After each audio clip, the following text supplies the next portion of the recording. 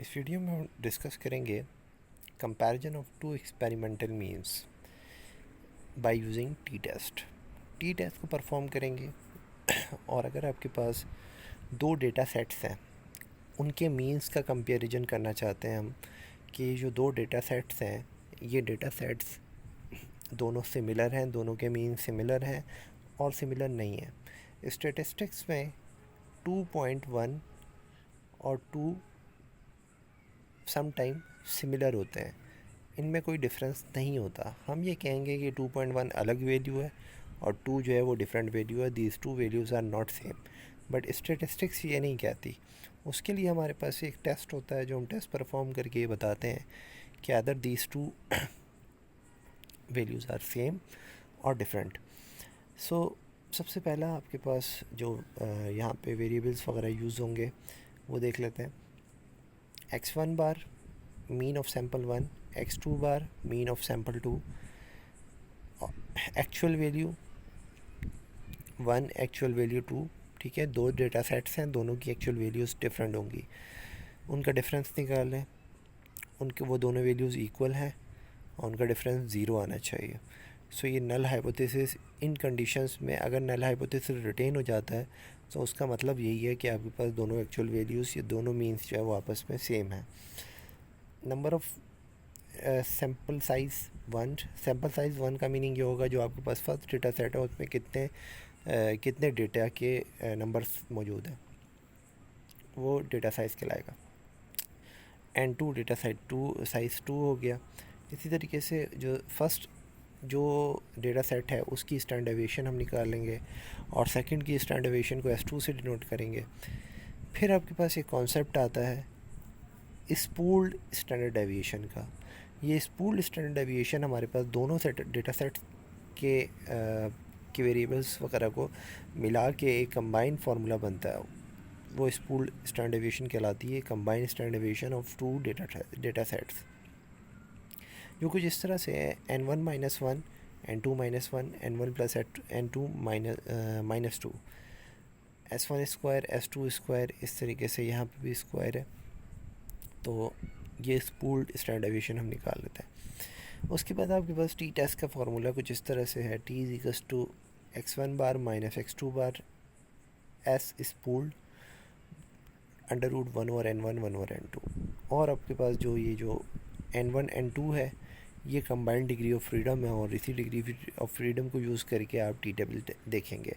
Now we have an example in the comparison of two methods. दो methods हैं जिनको compare कर रहे हैं, दो मेथड्स हैं, मीन दो मेथड्स ने जो है वो कुछ एक्सपेरिमेंट परफॉर्म किया और कुछ रिजल्ट्स आए। तो डिटरमाइन क्रोमियम इन दी अरे ग्लास के अंदर क्रोमियम वगैरह मालूम कर रहे हैं। सो मिलीग्राम पर किलोग्राम क्रोमियम जो है वो इस तरह से ये क्रोमियम आ रहा है। We are obtained method 1। Method 1 का जो मीन आया है 1.48 है, मेथड 2 का जो मीन आया है 2.33 है। मेथड 1 की जो स्टैंडर्ड डेविएशन है वो है 0.28, मेथड 2 की जो स्टैंडर्ड डेविएशन है वो है ये। अब आपके पास यहाँ पे क्वेश्चन इजी हो गया क्योंकि आपको मीन की भी गिवन है और स्टैंडर्ड डेविएशन भी गिवन है, आपको स्टैंडर्ड डेविएशन और मीन निकालना नहीं पड़ेगा। For each method determine whether where the method do these two methods results having mean, जिनके डिफरेंट सिग्निफिकेंट उसके जो मीन्स हैं उनका सिग्निफिकेंट जो डिफरेंट सिग्निफिकेंटली डिफरेंट है या सिमिलर है। सो ये आपने मीन जो है यहाँ पे नोट कर लिया, स्टैंडर्ड डेविएशन को अपने पास नोट कर लिया।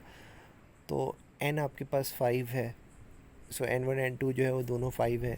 सो न्यू निकाल लेंगे n माइनस 1 करके जो कि 4 आ जाएगा। न्यू 1 न्यू 2 दोनों आपके पास 4 आ गए। न्यू निकालना है combined degree of freedom, n1 n2 को प्लस करें -2 कर दें तो 8 आपके पास कंबाइंड डिग्री ऑफ फ्रीडम आ जाएगा। स्टैंडर्ड डेविएशन 1 और स्टैंडर्ड डेविएशन 2 जो है वो एक दूसरे के बराबर नहीं है, यहाँ पे नियरली इक्वल है, बस एक दूसरे के करीब करीब है। यहाँ पे एक चीज़ याद रखिएगा कि जो स्टैंडर्ड डेविएशंस हैं दोनों की ये नियरर है, तभी हम ये स्पूल वाला कॉन्सेप्ट और ये फार्मूला यूज़ कर रहे हैं। अगर ये नियरर ना हो, इसमें डिफरेंस ज़्यादा हो, तो फिर हम ये फार्मूला यूज़ नहीं कर सकते। सो इस पूल के लिए आपके पास फार्मूला आ गया, एंड देन इस फार्मूले को थोड़ा सा अगर हम चेंज करें तो हम कर सकते हैं। न्यू वन क्या होता है? n1 - 1। न्यू टू क्या होता है? n2 - 2। और कंबाइंड न्यू क्या होता है? n1 n2 - 2।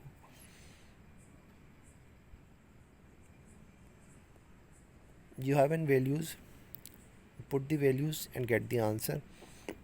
सारी वैल्यूज़ आ गई हैं हमारे पास, ये हमने पुट किया और एस स्पूल निकाल ली। स्क्वायर था तो आप रूट लेके इसकी वैल्यू निकाल लेंगे। अब टी कैलकुलेटेड निकालने जा रहे हैं, जिसमें से दोनों मीन्स का जो है वो डिफरेंस लेंगे। एस स्पूल्ड √1/n 1/n 1 और 2 वैल्यूज़ पुट करी और टी कैलकुलेटेड अब हमारे पास आ गया। टी कैलकुलेटेड वैल्यू थी 4.56, टी टेबुलेटेड वैल्यू है 2.306। T calculated 4.656, t tabulated 2.31 according to 95% confidence level. 95% confidence level के अकॉर्डिंग 2.31 है टेबुलेटेड।